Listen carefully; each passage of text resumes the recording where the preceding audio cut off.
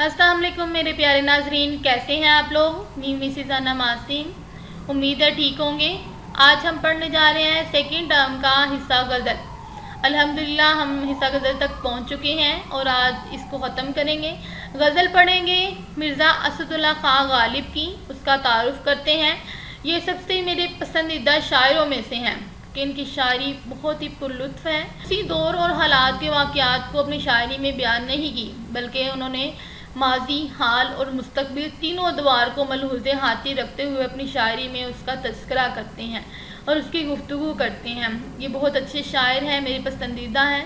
पढ़ना शुरू करते हैं मिर्ज़ा असदुल्ला ख़ां गालिब के बारे में। सबसे पहले उनकी पैदाइश है। ये 1797 में 1797 से 1869 1869। असल नाम असदुल्ला ख़ां और तखल्लुस गालिब था। अदबी नाम उनका गालिब है लेकिन असल नाम उनका असदुल्ला ख़ां है। आप आगरा में 1797 में पैदा हुए हैं। वालिद का नाम मिर्ज़ा अब्दुल्ला बेग था। गालिब की उम्र 5 बरस थी, 5 साल की थी कि उनके वालिद एक लड़ाई में मारे गए।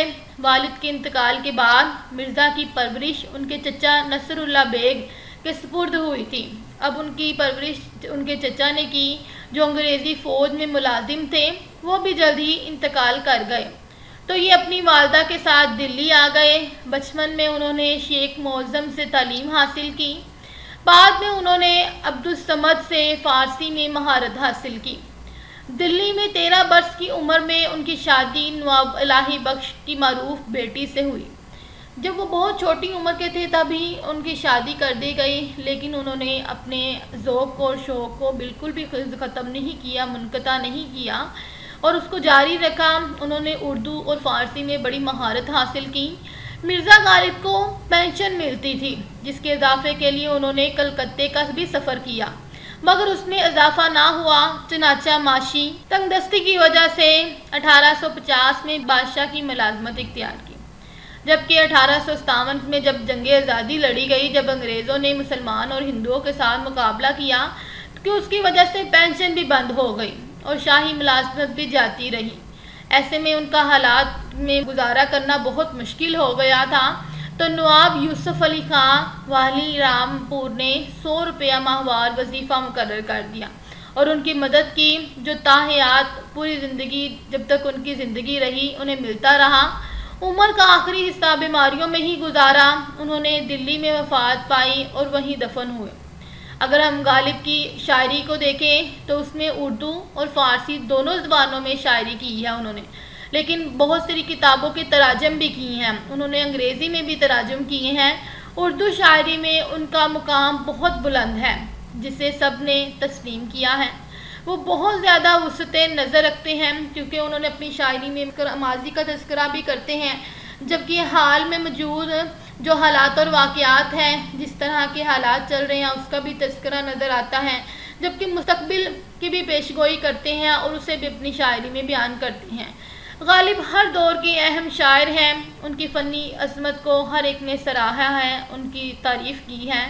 उनकी हमागीर शख्सियत की तरह उनकी शायरी में भी हमें तनूबु कलमूनी पाई जाती है। इनके यहाँ मौज़ूआत का एक लामुतनाही सिलसिला नज़र आता है।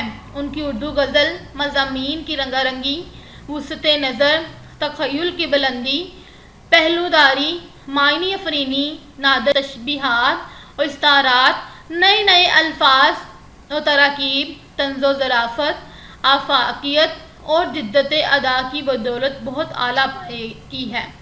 इन खसूसियात की बदौलत उन्हें उर्दू शायरों सिफ़े अव्वलीन में मुमताज़ जगह मिली है।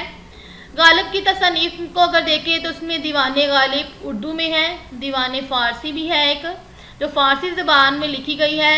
गुल राना, महर नीमरोज़, दस्ते बनू, काते बुरहान, लताइफ़ गैबी, कादिर नामा, उदे हिंदी और उर्दू मौला शामिल हैं।